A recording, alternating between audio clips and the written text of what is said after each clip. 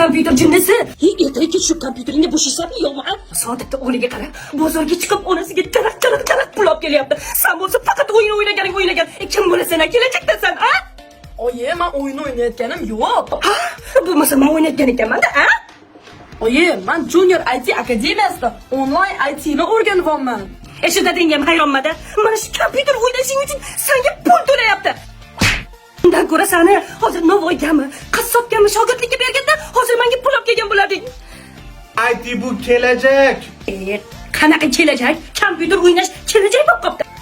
Tupoy xotinim, o'qimagansan desam yana xafa bo'lasan. O'g'ling Junior IT akademiyasida onlayn dars oladi. Kelajakda u uyda o'tirib pul topadi. Junior IT akademiyasida o'qigan bolalar kelajakda dasturlar, Telegram botlar, saytlar yaratib, 16-15 yoshdan daromadga kirishadi. Dadasi, hozir hamma pul bozorda. Bozor miqyosiyotimi? Bozor iqtisodiyoti. Shu. Bo'ldi, tushundim. Senga buni tushuntirishga hojat yo'q. Sen texnika zamonasida yashayotganingni hali ham tushunib yetmagansan. Siz ham farzandingizni uyda o'tirib daromadli kasb o'rganishni xohlasangiz, hoziroq mana shu havola orqali ro'yxatdan o'ting. Ingliz tili siz uchun bonus.